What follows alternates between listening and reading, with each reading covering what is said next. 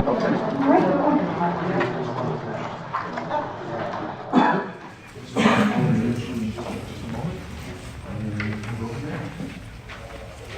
you very much for joining us. My name is Eric Larson. I'm Director of Marketing with Vidcie.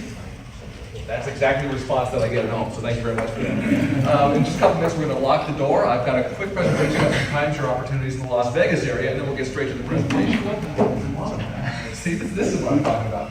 What we're going to be talking about today is real-time crowdsourcing information, whether it's text, whether it's video, whether it's photographs, that allow you to use the constituency out there in addition to your team to get you the information you need to be able to assess and then move forward as quickly and efficiently as possible. So I'll move to the next slide if I could.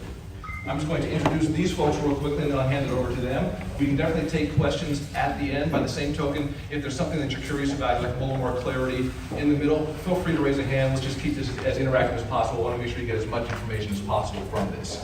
So right here we have Romulus Pereira, who is the CEO and founder for Vidcie, and he'll be talking a little bit about the solution that we offer, not really as a product pitch, but more to give you context for what the other gentleman will speak about. Then we've got Lieutenant Samuel Hood from Baltimore PD. He'll be talking about how he's been using this particular solution for maybe the last year or so in the field. He'll give you a couple of case studies about how he's been able to use it and what it's been good for him. And then we'll hand it over to Captain Jeffrey Hunter from the Sunnyvale PD to talk about his vision of how he sees this being able to be used for the greater population, and also a couple examples about how he's using this for his team. So let me hand it over to Rob. All right, well, thank you for showing up. I am going to start by, is that microphone live over there? It could be. There's a body camera. There's a body camera. I have not seen the audio. No, I'll just talk. It's small enough for people. You guys can hear me in the back, right?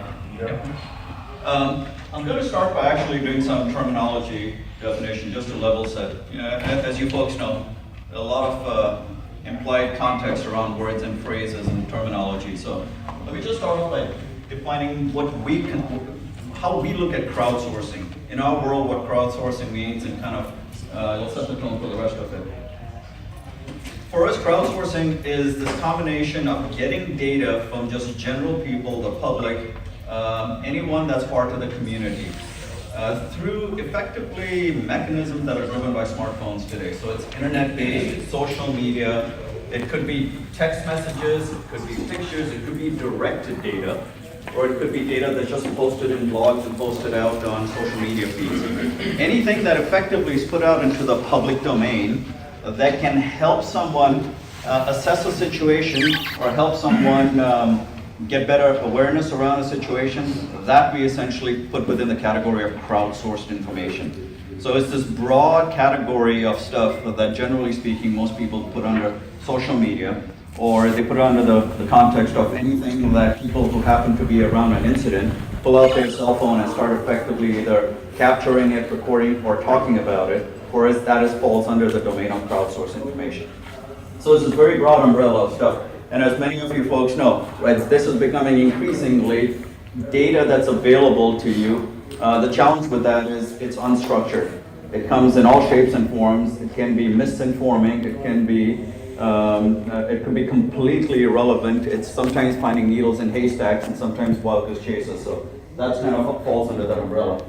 Team sourced, and you'll hear this, we talk about that. This is kind of the, think of it as your security team. Your folks who are out there in the field, either your first responders or your security personnel that are already there. Traditionally, they have used their radios to communicate. Now you have more tools with mobile phones and things like that. You have the ability to bring in more modalities of communication. We put those group of people under the definition of team source.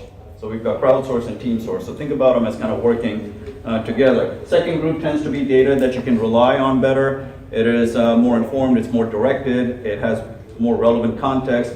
It's a little more tailored to what you want to hear. It gives you the data in the form you want to hear. The first one, you're not quite sure what you're going to get, so you kind of, but you get a lot of it. And it may all be relevant, or it may be completely irrelevant, but you know, and there's an answer. All right, next please. So, the way we've defined crowdsourcing, it's not new. It's not something that's coming. It's been here. It's been here for the last few years. As you know, and we put up a few snippets of cuttings from newspapers, but all of the context in there has to do with crimes or incidents or situations being resolved because the internet helped, or because people found certain pieces of data out there that helped them to either resolve a case, solve a crime, or get something taken care of. The big challenge with this stuff is you have to get lucky. Sometimes you don't know anything's out there. It's a little bit like trolling the open internet in the hope of finding stuff. A lot of time gets spent sitting around just sifting through all this stuff. It can seem counterproductive. Most of the time it is, but the one time you get lucky is when it's all justified. And that's really kind of the point of what we make here, is that the stuff tends to be out there, and it tends to be out there very, very quickly. We've heard situations where something happens in a nightclub and people are being asked questions as to what happened, someone got stabbed possibly, and then days later the local police department will find a video on YouTube. It was uploaded minutes after the incident, but it took them days to kind of figure out that this thing was over there. I took one of your examples, Seisha. It's not actionable in real time. The internet tends to be very good for forensic after the fact. If you want to sift through things and you want to find it and you have plenty of time on your hands, you can go through there and find all the data you want kind of in a post-forensic model. But to be actionable in real time, where the relevance of that data has a very finite window, otherwise you already responded to it, it was no good in the assessment. So being able to action crowdsourcing information and crowdsourcing data so that it's actionable in real time when the timeline or the shelf life of that information is relevant for the response. And that's kind of what the challenge is today, is to how do you take this fire hose of stuff and how do you make it, how do you pull out the relevant data so you can effectively respond using that as a tool to help you get a better response? So I kind of went into this slide a little bit. The challenge today is, so the traditional model has been, because you get very little data from the field, right? Just go back before there were cell phones and before people could actually communicate directly with dispatch centers and response centers. You got a call, something came in, you responded, your first responders then did the assessment, and then you did the follow-on response, which was either better or more effective. So it kind of was a two-step cycle. What we think can happen here, if crowdsourcing is used in the way we've defined it, is used effectively, or people like us can help instrument that so that it can be more effective in real time, you actually then have the ability to do an initial assessment, leveraging the people who are already out there, the public is already out there as your quasi or deputized first responders, if you would, to get the data there so your first response is even better. And that's really the goal, is to take this respond and assess model and try and turn it into an assess with a good first response and hopefully the only response needed. And the problem with the mechanisms that we have today, it's really built for the respond and assess model.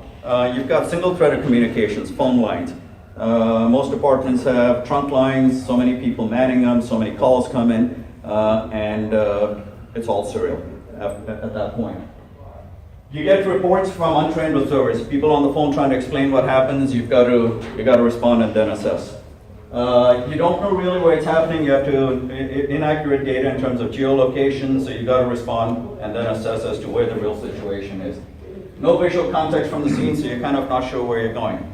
And there's a lot of people who are throwing social media and saying, here's the magic bullet. We'll give you Twitter, we'll give you all this stuff. And the problem is, it's really completely unstructured. So there's no effective way to search it, no effective way to manage it and organize it for the context that you want, which is you've got dispatchers there, they've got to dispatch something, they've got to create an assessment and give the response team some data so they can go on. But social media just doesn't work that fast, and it's just too much data, it's a fire hose of stuff. So what ends up happening is you're forced to do a respond and assess. And the goal with crowdsourcing over the next few years is to effectively change that so that you can get the people out there in the field, the citizens at the scene, if you would, to be your first responders, without them being subjective about it, just by effectively getting them to send you the raw feeds. And we call it kind of almost the human tripod effect. You get people to stand there, if they're going to shoot video, if they're going to send messages, do it on behalf of the people who are the responders who can actually help on at the situation. Next please. So, taking the smartphone as part of the solution really is the key that enables this whole thing. And being able to turn this into it has ancillary benefits too. You get community engagement. A lot of times people are very eager to be part of their own safety programs and solutions, and they happen to be there. I can't tell you how many times I've seen videos of incidents, either at football stadiums or venues where something's going on, and the first thing that happens is you get 8 more people who kind of crowd into the frame of view, and everyone has a phone out and they're all shooting their own video stuff. And there's a lot of content there that's very relevant, either for the response or even after the fact. Being able to get people to give that to you becomes a challenge. How do you do it in a way that's easy for them and seamless? Next, please. So here's a framework for thinking about it. This is the way we've kind of built our solution, but generically speaking, this should be able to apply to any teamwork. We think of things in 3 tiers. You've got your citizens with utility apps, if you would. Because one of the questions that ends up happening is, how are you going to get someone to pull out a phone, turn on an app that you mandate they should use or you want them to use, when they already have their social media apps that they are comfortable with and they've got their circle of friends and people that they want to share stuff with. We think one of the best ways is you start with what we call utility apps. Give you a simple example. Mass transit. A lot of people take mass transit. There's plenty of crowds, there are plenty of incidents happen, and a lot of social media activity happens around incidents. One of the things that mass transits have is they've got their own app. There's a transit app. It tells people what their schedule is, when trains are late, manages their monthly passes, their tickets, all that kind of stuff. Embed a reporting section into those apps. So the real solution is not to create more apps, but to basically embed them into the context app people use, depending on the situation they're in.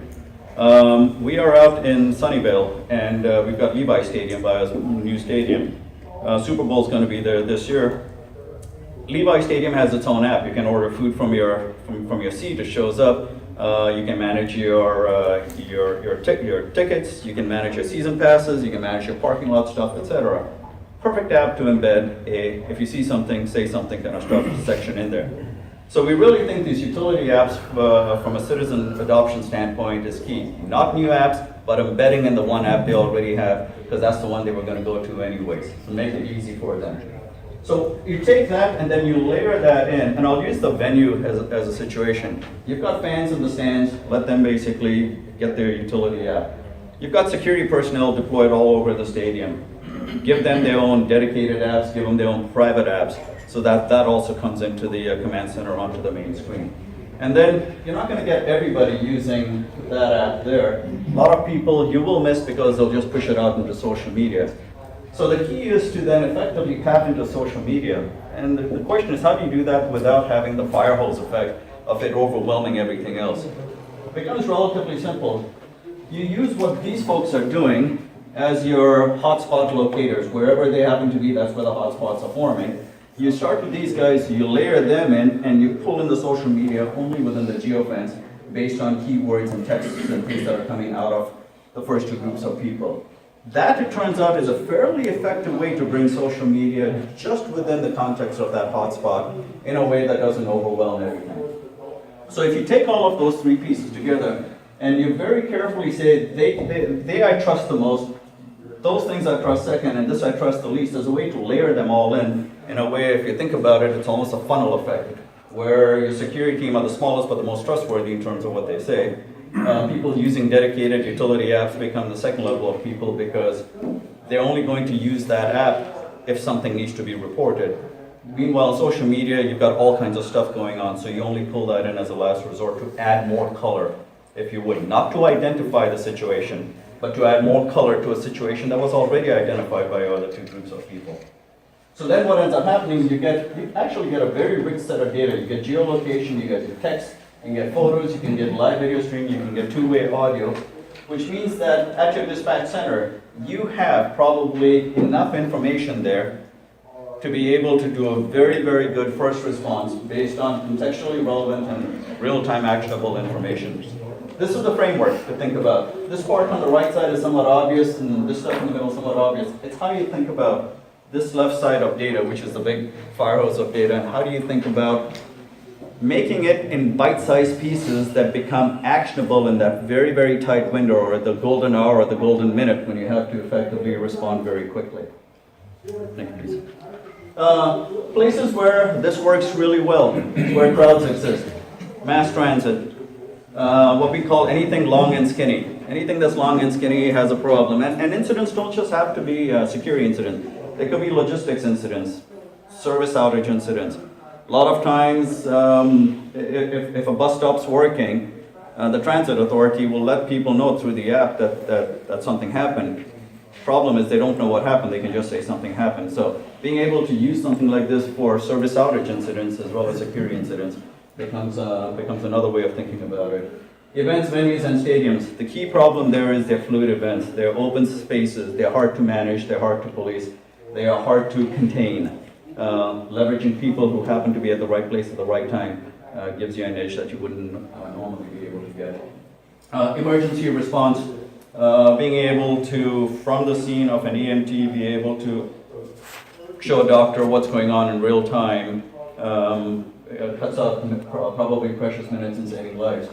University campuses, corporate campuses, you've got students here. Increasingly, this is becoming an area that campus safety is starting to figure out how to crowdsource or student source data and information to help them resolve incidents. And corporate campuses, we're finding that they tend to also, particularly the ones that are multinational and have campuses around the world where it's not necessarily as safe as it tends to be here, become other places for applications. So in short, kind of wherever crowds exist becomes the starting point for this. Ways to think about how do you implement this, because the big challenge is how do you roll all this stuff out. And the last thing you want to do is turn this thing on across 1.5 billion riders a year in New York Transit, all in one shot. And there's multiple ways to it. You start with the team source model first, you get your security personnel involved, you figure out how this works, what your workflow does, etc., and then you start essentially increasing it maybe one line at a time from that point on. So there are ways to do this in a controlled rollout manner that allows you to deploy, assess, expand, deploy, assess, expand, things like that. Next, please. In terms of where we see adoptions for something like this, security teams, we're seeing that already now. It's an easy one to add. It's adding a mobile phone that goes along with the radios, if you want to think about it that way. From there on, we see the next group being effectively defined populations, people where crowds tend to be and where events happen that the crowd can help with the problem resolution or the problem identification. And effectively, general population over time, where we're seeing some of this stuff happening in other countries where there are strong terrorism threats and things like that, being able to equip people with the equivalent of a next generation 911 app, which we do see at the end of the day, this being kind of the final play on the whole thing, is an NG 911. But we think that here are the first kind of 2 steps, the baby steps, the crawl walk, before all this thing runs on and becomes NG 911. Right, with that, that's kind of my overview, crowdsourcing, team sourcing, how we think about mobile phones and what they tend to do and how they can be very useful in situational awareness. I'll let Sam take over from there. Romulus is actually very humble. He told you at the beginning, he believes this is the application for it to be used. I'm here to tell you, from Baltimore Police Department, it is being used. It's being used in Baltimore as we speak. This application, who in this room right now does not have a cell phone on? See, we're almost halfway done. All you need now is the application. Everybody else has the first half. So the second half of this, for a supervisor in incident command system or an incident command, and you have a situation awareness, this application on your leverage, already departmental or cell phone or your organizational phone, you're able to know exactly where and when all your first responders are. All of us are susceptible at this time to an active shooter. All of us. Some of your resources and your members of your organization might not be at work at that time. That doesn't mean you don't know they're already in the situation where it might be occurring, and now you have assets in the right place at the right time. So we're going to go over 2 events real quick that we've already demonstrated this, and they've been highly successful. Would you show them? Sure.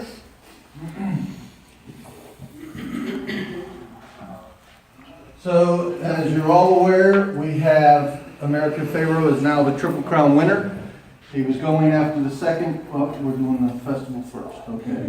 Baltimore Festival, here's Baltimore. You have 26 miles over Baltimore City. And at this time, I had supervisors. You're going to see the blue dots where all the supervisors were. And on the right is the streaming from them in real time. So over this event, over 26 miles, the red is the mile markers where the race, and then we just showed a snippet of some of the supervisors at any given time I was able to access. So anywhere over 26 miles, and Baltimore has a very comprehensive camera program for proactive surveillance, I had over 30 additional cameras along this race route that I had real-time situational awareness, and you're seeing the stream live right from the cell phone.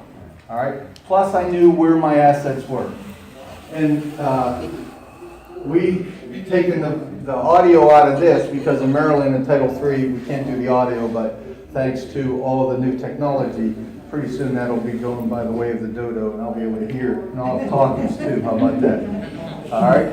So you can see, look at the marathon. We have situation at each mile marker. I knew where the lead for each race. I knew where the trail was. I knew if they had any incidents, any EMT, and also if we had any pending situation, and I stayed ahead of it. Each mile, we were able to stay away from it. If you've done a marathon in any of your cities, they have wheelchair races, and you have the 5K, you have the half marathon, you have the full marathon, you have the front run, and you have to also still operate your city, and you have some citizens who might get a little testy if they have to sit for any length of time. You have 25,000 runners. So at any intersection, you could be sitting there for over an hour and a half while the main body goes by. So you still have to have emergency services, you still have first responders, and you have to coordinate that. Here's the second example we used during, as I said, for the American Pharaoh when he was going for the Triple Crown for the Preakness, the second jewel of the crown. The infield has 500,000 people in the infield. That's not the clubhouse or anything else. That's 500,000 people, global community from around the world. And these are locations that we had on their cell phones. We had Vidcie and we had their cameras. So we could access any of these locations. And you're seeing it up streaming from the different incidents we would have to address that whole day. All right. I hope that gave you a sneak peek that the effectiveness in a real-time situation and how this is so effective in the first responder. Proactive, not reactive, proactive. Do you have access to private sector cameras also, or is it strictly your law enforcement cameras? We have access in Baltimore City. We have a federation of over 50 So you can public pull those property. up too, and we can. But that's not in this application, just so we make it Oh, it's not. This is something, this augments that, because now I have my first responders in the right place at the right time. You're talking about fix, this is move. Right. All right? Sam? Yes. Quick question. Describe briefly your planning process for getting ready for that event with the phones. What does that look like? There's your normal process, and I imagine you just kind of lay this on top. Right, so, Julie, thank you. So, when you have the running marathon or the Preakness, you have a special detail operation plan and who's assigned at each location. And each one of those individuals, 2-3 days prior, we had them come in, and Vidcie was very helpful to show proof of concept. They supported us, we were there, and we loaded it up on everybody's you have to show me. I'm not a person that you have to show with the leverage of the equipment I currently have. So they came in, we loaded up on everybody's cell phones, and I knew exactly who was assigned where, just days prior. Now, eventually what we would do is keep this, and we're working on that, where this is always up. So wherever they're at, we're all deployed geographically by districts or by precincts, and then we would have that situation awareness throughout the whole city. Sir? Currently, our agency doesn't issue smartphones to everyone, so a lot of the officers have their own smartphone. Is there a camera system that's uplinkable besides a smartphone? Let's just say that we head to Vidcie, and I had 50 cameras for my SRG guys, and we're on a protest or working the marathon that we work, upcoming presidential visit. When we do our roll calls, could I pass out camera 1 through 50? Well, you really wouldn't have to pass the cameras out, because remember what Romulus said earlier, this is security first, and then you're going into crowdsourced. So you could literally load it on their application or on their phones privately also, and it's cloud, so you're not affecting Yeah. CGIS in any manner. You could do it if you wanted You to could, but I dedicate think funds. our department doesn't allow, we don't let officers use their personal phones for police business because then they're subpoenaed by defense. No, absolutely, absolutely, but it's really what your organization dictates and how you want to do it. But remember, the application's applicable. You could actually do it. Remember, as I said at the beginning, an active shooter, you're off duty, you're not working, but you're still an asset that we have in a location where critical need is. And to have that real-time situation coming back, because you might be the only asset I have at that time. And you're still in the right place at the right time, even though you might think at that time you're in the wrong place at the wrong time. All right, ma'am? So how do you share it with people that aren't on the app? Let's say you're in an incident, now you realize you need a resource like a bomb. Okay, so the second part, you saw the map. In our incident command center, all of the public safety, all of the different disciplines are in the command structure already together. But now they're actually seen in real time, because I'm looking for law enforcement. Fire could be looking for EMT or hazmat, or if somebody, instead of sending someone into harm's way, they see everybody laying on the ground, something's going on here, we know this is a hot zone, and they can actually deploy correctly, instead of sending more resources to get, hurt in a line of, so they can see it in the map in the center of area. But you can also send it down, Romulus will tell you, to an iPad or any film. It's a browser. Right, so you can send it down to them. The So that's back the end is other a part. browser, so as your bomb squad's driving down, they could be, while they're sitting in the vehicle And see driving, that. look at the iPad and assess things in real time as they're approaching the scene. All right. All right. So I'll turn it over to Jeff. Good afternoon. So, Sunnyvale DPS, we're a fully integrated police, fire, and EMS organization. So when he talked about the EMT side or the fire side, the hazmat side, we do all of those. So when we're looking at a solution like this, we're looking at all three disciplines and trying to integrate. And on the hazmat side, it's a whole nother discussion, but it's worked very well. The benefits of the crowdsourced intelligence provided, it's just easily available. It's any smartphone or connected tablet. It's real-time capable. It's all the things you've heard, the historical record, the GPS confirmation of where something occurred that you may not have had before. It gives credibility, it gives more credibility to the things that we're taking in after an event occurs. And sadly, it's already being used in social media. I mean, the public is already, from a crowdsourced standpoint, doing this. They're tweeting out the photo of the event that's occurring and putting it up on the internet. We're going after the fact and trying to track it. We need to find a way to where we want to be part of that initial upload to the web. It can improve your relations with the community because it confirms, sadly sometimes it's going to, go against what, should be the right thing, but most of the time it's going to confirm exactly what is being said. So you're helping to improve your visual image there. Some of the challenges that go along with the crowdsourcing side are the monitoring.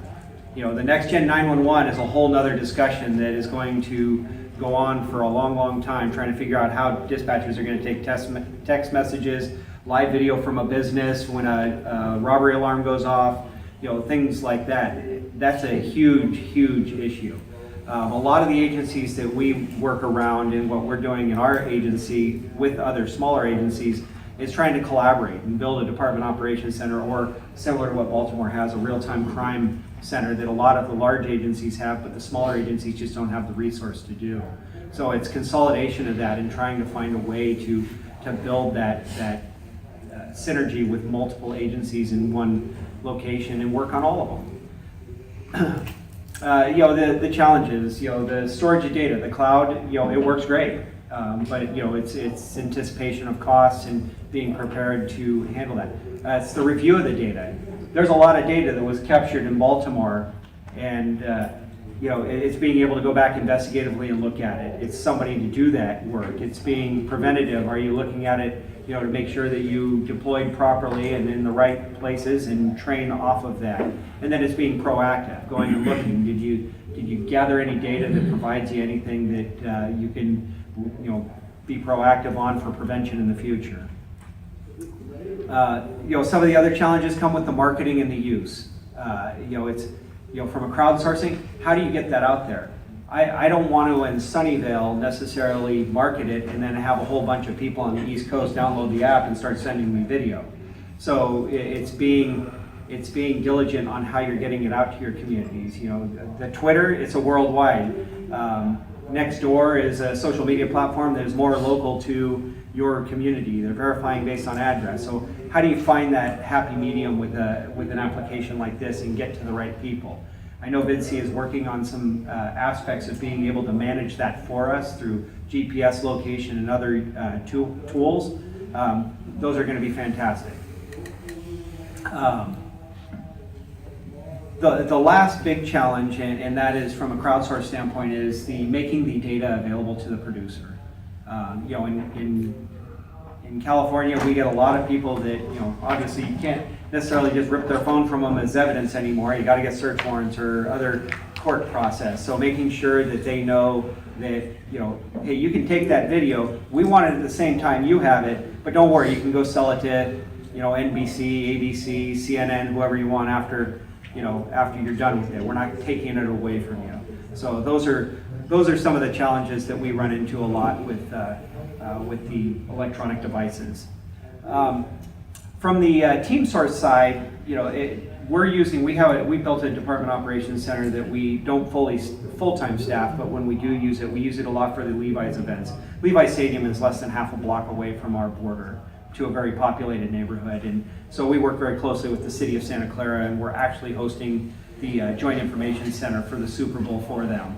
So I'm running the Joint Information Center as the assistant PIO for the event, and it's going to be, it's going to be interesting. We're going to be in our agency managing all these outside, federal agencies, public agencies, private companies, and everybody else under the sun, and we're talking about how we can start utilizing some of these tools to help us with that. The proactive monitoring, obviously, if the shooting occurs, the first officer on scene is not going to grab his phone, throw it up in the air, and start videoing as he's running in to an event to stream that back. So get that. But during the downtime, when the large events and being able to grab some of that real-time intel of what's happening in that area and have that video and know if an event does occur and that video's there, you might be able to go back and data mine through that to figure out that there was something that you saw or that was visible to you that is good actionable intelligence. The incorporating into a security team, using the private sector to help us. A lot of security guards, at least what we deal with, is a lot of security guards are paid to be good witnesses when the major thing is happening. They have phones. They're calling us, but give us the live intel of what's going on. Some of the challenges that go along with the team source side is obviously the culture change. It's difficult sometimes to embed these things into the organization, and sometimes there's a lot of resistance to that, and finding the proper way to overcome that. The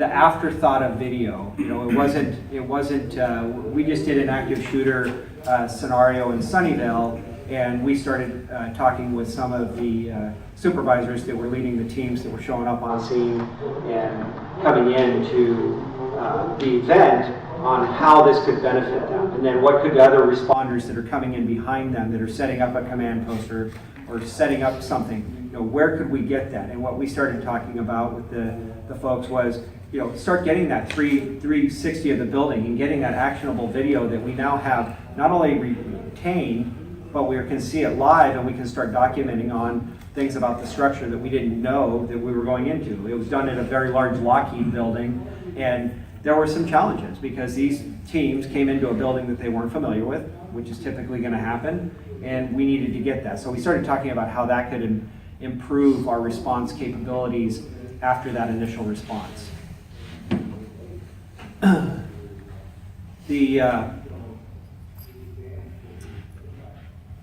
The body cams and the in-vehicle solutions already provide some of that similar video, but it's an after the fact situation. It really goes back to finding that way to get that real-time, live now, I'm seeing it activity, so that you have somebody that's monitoring that and you can direct your resources and and enhance your communications. The other challenges that we've looked at is obviously the need for monitoring when it comes to a team source, so you have to have something set up and in place for that. And then obviously cost in supplying the devices and the maintenance on those. Different organizations are going different routes. Lots of agencies are handing out devices, lots of agencies are not. Then you run into the bring your own device issue, and you run into the rules and the legalities in different states. You know, we've had those arguments. The argument over getting a device subpoenaed for using the Vidcie app, I would argue against it, because they can configure the device so that the video goes straight from the device to the cloud. And you know, I would argue against. There would be no need to take that device because nothing's stored on it. So, yes, sir. I'm interested, since you're out in Silicon Valley, if you've got any thoughts on next generation body cams using the cloud as a vehicle in order to have more of that real-time triangulated video that a police department could actually, you know, sort of as a mesh share in an event. So the issue comes with your communication link. What are you going to use? And what's funny is most of the body camera vendors that I've talked to are talking about, well, maybe you have a phone in your pocket that's a hotspot, and now you have your body cam going. So, you know, that's one way to maybe get that video up to the cloud and see it real time. Using cars as hotspots, how far are you going to get from that? If you don't have a good public Wi-Fi system or a private Wi-Fi, I mean, that gets all into the FirstNet and, you know, what's going to happen into the future of how, you know, broadband communications is going to work for public safety. But I think that that's where it's heading. I think in the next 10 or 15 years, I think it's going to be a no-brainer that, you know, you're going to have connected devices and live video and handling that. We don't have anybody in our area that is operating with live video body cams right now. Can I also? Sure. A couple comments on that.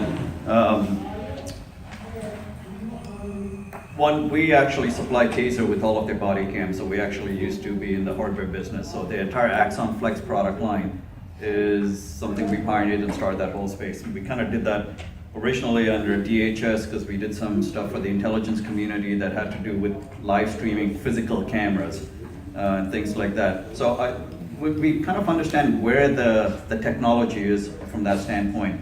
Here becomes a challenge. Body cams need to be wearable. In order to be wearable, the big issue is battery life. It has to survive a full shift.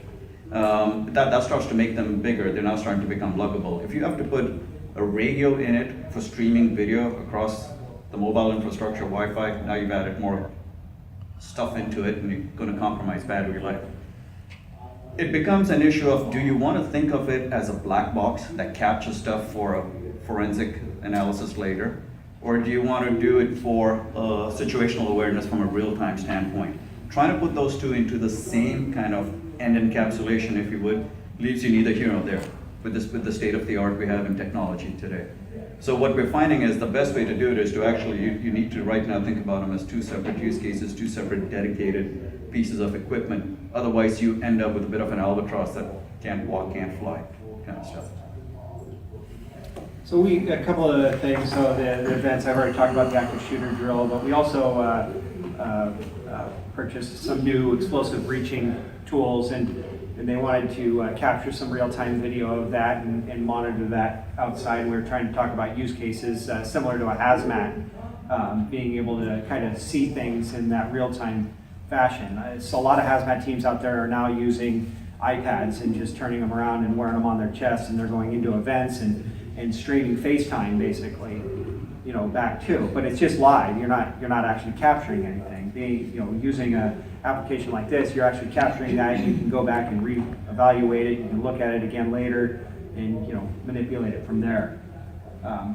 I just, it's funny. I saw that one of my quotes on the previous slide was on there that I said this a while back, that the power of video is underutilized by law enforcement. We're constantly trying to catch up to it, and we're not using it to our advantage. I mean, we're out there doing what we know we need to do the right way, and by and large for good reason, and we're not using the power of video to keep that trust with us as well as we can. And I think that that's where in the next 5, 10, 15 years, it's going to be a lot different. It's gonna be a lot different for us. I mean, 20 plus years ago, if you would have told me I was gonna be wearing a camera that was gonna record everything I did and I communication, I probably can't say what I would have said back then, but nowadays I would look at somebody and say, what do you mean? You have to wear it. So, I'll take any questions or. A two-part question that maybe should be offline, so if it's not a short answer, let me know. But so I'm with the City of Houston and our video system. My questions are twofold. One is the application such that when you're planning for an event, if you have a list of phone numbers that are smart devices, then we could have an interface to program those numbers in? And the scenario I'm thinking of is if Special Ops is working with the Houston Marathon people and they have a list of volunteers, conceivably then you program in those volunteers' phone numbers for that one event, and they've got this extra task force then that's coming into their system. Then for the next event, it might be all classified people's phone numbers. Does it have that flexibility to be able to do that? Yes, it does. One of the things we didn't talk about here, because I didn't want to make this a product pitch, is there's a lot of controls and enterprise class security around this thing in terms of security and things. Remember, we had to do this originally for the guys at DHS and Secret Service, so there's a lot of stuff we had to build in that specifically needed compartmentalization and stuff. But yeah, the app is downloadable from the App Store. Anyone can download the app. But if you configure this, you can configure the system in two ways. Anyone can come in, that's good for your crowdsource, or you can lock down the system and pre-allow only certain phone numbers in which case, doesn't matter who downloads the app, the app won't go live, it'll just be dead software sitting on their phones, unless it can talk back to the server end, which activates it. Not only that, from the central point, we allow you to configure pushing out of whether the app can record audio, cannot record audio, what it can do, store locally, not so. Whatever policy you want to drive centrally, the app in real time effectively configures for that, yes.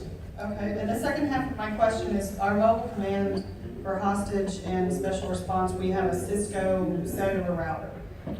Could I use that technology to send deployable cameras on the vehicle into a cellular connection connected directly to our network? So at one point we had a Verizon connection coming into a DMZ that came into a dedicated video network. Yep. Can I use that Cisco router on a mobile vehicle to do that? Absolutely. Okay, so then we're not doing the cloud, it's still almost a closed system. Well, what you end up with is it's a private cloud kind of model at that point. So you're running a cloud inside your vehicle. And then it's a matter of how the firewall is configured to just let in those few devices, poke holes in the firewall, and off you go. At the end of the day, if you can configure your smartphone for any other app you have on it to talk to the servers in your vehicle, then this app basically rides on the same configuration. Lieutenant, how are your supervisors deploying the cell phones without, keeping their hands free, obviously, during the event? Were they on belt clips or hanging? They are on belt clips, and I actually have it right here. Your camera's on the back already, and the clips here. Literally, it even, if you look at the app, I don't know if everybody's seen it, but you literally start and stop it yourself, and you start and stop it right here. So before your call, you start and stop it, you click it in, and it's right here, because our hands have to be free. And there it is, it's right there. It's nothing more than that. It's really, leveraging existing infrastructure. And one of the points I want to follow up with what Romulus said earlier, this is totally separate from the body-worn cameras. You have to think of, it's a fall safe. This is literally, 9/11 just happened, and where are your assets, and what are you going to do about it in real time? And think about that for a second. Are you able to go in your command center right now and know who you have to deploy, who's the highest ranking in each section, and then multiple, events occurring at the same time? Unfortunately, we had a little unrest in Baltimore in April. I had 33 incidents going at the same time. And if I didn't have the situation awareness that I had to know who was where, and with the archive video to go back through the cloud, I could actually, their path, where they went, which section they went, and all 33 different events. Then I can see the checkpoints, where I need the assets, because we don't have an endless supply of resources. So you have to prioritize, and you have to have that real-time awareness. Does that work on Android also? Yes, it does. It's both Android and iPhones. I just want to piggyback a little bit of what Sam just said. We talk a lot about the live streaming video, which is important because that gives you your situational awareness and allows you to do a situational assessment more than just being aware. But the GPS location that these phones have in them, which are accurate to within like 10, 15 feet, allows us to be able to, in that app, bury in the app, the ability to constantly ping to the server where people are. So you've got this breadcrumbs of where your assets are, where they are at any given time, where they were. We make it easy for you to rewind timelines so you can effectively see where they are in real time by just pulling the entire timeline back and replaying the entire timeline, everything that was going on in parallel. From an asset management and asset deployment standpoint, being able to have in the command center that bird's eye view of where everyone is in real time and being able to effectively then take the situation from there. We didn't realize how important that was because it seems like a relatively simple thing. We expect everyone knows where everyone is at this point. But it turns out, yes it is, but no one has actually pulled it together in an instrumented manner so that it's useful for the kind of tasks you guys need to do. A couple of things on the breadcrumbs. Romulus showed me the breadcrumb feature that we've been talking about in our active shooter drill. That was one of the things. This was a very large building, and when people were, the other units were arriving, they didn't know exactly which direction they went. And, obviously they're trying to put out what direction they're going in the building, but with what Romulus showed me today, he walked through this hotel and you could see the hall, basically from an overlay from a satellite view, you could see kind of the hallways they were in. In a very large structure, you'd at least have a general vicinity of where these folks were at. If they're not finding good, landmarks or identifiers for where they're going, or you don't have any pre-planned for the building or anything like that. So just an invaluable tool in just figuring out, how to track those people and then being able to go back afterwards and look at it to say, did we get through all the areas that we needed to get through, or did we miss a spot? And does that all depend on them turning on the app at the beginning? Yeah, you have to turn. Remote. Yeah, so there's clearly the thing where you do want the app on, where you do want your location tracked, and when you don't want it tracked. Once you start the app, and as long as it's pushed into the background, hasn't been either an Android killed or an iPhone that swiped off the screen, it's constantly sitting in the background and slowly pinging away position information if it changes. Don't want it, kill the app, and off you go. So choices. When my special operations group is doing a search warrant or other sort of high-risk activity, they all have iPhones, and it's activate the app. It's activate the app just so we have at least a general vicinity of where they're at. If a foot pursuit or something takes off, at least we have hopefully their radio's with them. Hopefully they didn't drop it. Hopefully it didn't all those things. But even if it's in their pocket, we're not even necessarily gathering video at that point. But at least then we can track them. We know some, when we originally put this in, it was because we had some PDs telling us that today they use Find My iPhone to kind of find where the guys are, and they were lamenting the fact that it's 2 minutes old, that piece of data. And they said, geez, if we could make it a little faster. We said, well, all the technology is there. So we turned around and did this for them, I think in a few days, and said, how does 15 seconds or 10 seconds of flag look like? And it was night and day. It was pretty much instantaneous as far as they were concerned. So there are some of you folks out there who use technologies like Find My iPhone to at least see where things are and go, there's got to be a better way to do this. Is there? Just someone has to take the initiative. And for command and control in the GIS map, you have multiple disciplines, multiple assets that you can put different colors on each of their dots, so you know who's what. Especially for aerial, when they're looking from up from the Z down over the totality, they want to know, hey, I got a medic here, I got Department of Natural Resources here, state police here, city police here, school police, but they know who they're dealing with instead of just one, and you're not camouflaged. You're dealing with the right asset in the right situation, and that's huge. Tim Romulus, so where you're at right now with your product, are you using mostly team source video? How much are you using outside of police generated video? Well, so we're using the team source is the easy one to deploy, and it's the one that everyone gets right away. the crowdsource, as Jeff pointed out, that's a community engagement thing. You've got to kind of market this, you're creating a partnership, you're buying into a whole different way of interacting with the public you serve. That always takes time, and it becomes part of PR or community outreach, and a lot more people get involved, so it takes more time. But we find there are certain areas where there's already an app in play. And so for us, the big first step in crowdsourcing is mass transit. There's an app in play, there's a dialogue that's already happening. A lot of times there's plenty of billboards that say if you see something, text a message to this number, this short code, that kind of stuff. So the ground has been broken there. That is the first place, and we've got a couple of customers, transit authorities around the country that are effectively going, that is the first natural extension of team, because they're already using it for their transit police and security, for the conductors, supervisors, anyone who happens to be on a train, started with that. Now it's the next step of embedding that into the transit app, and then they go from there. Yes?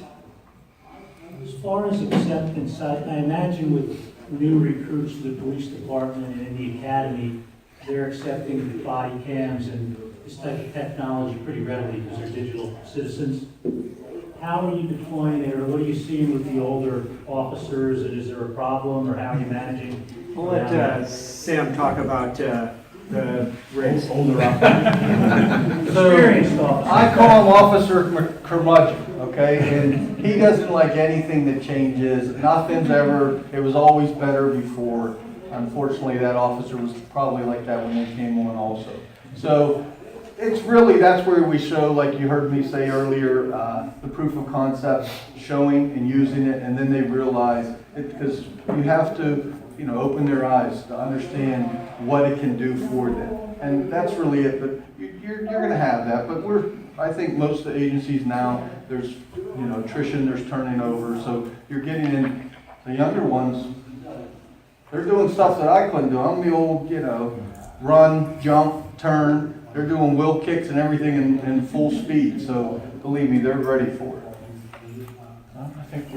I think we're close to the time. I know if we could though, I'd like to ask, we have a number of people here from Vidcie. If you could raise your hand, just so everybody knows, we're going to be out in the hallway for a while. We're definitely going to be in the bar later. Any questions you may have? I'm not going to lie to you, people, you're cops. I definitely want to make sure that if you have any questions at all, please find us. We'll answer any questions you have. We're also going to be in the expo at booth 209. We will have the system up. You can play with it for as long as you want. We can answer a lot of technical questions. We'll be there through the entire time. So I'd like to thank these folks for participating. I'd like to thank you guys for joining us very much. We hope to see you.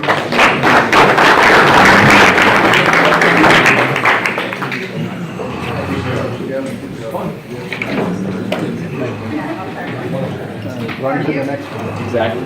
I'm going to get my stuff out of there, wait for the next one.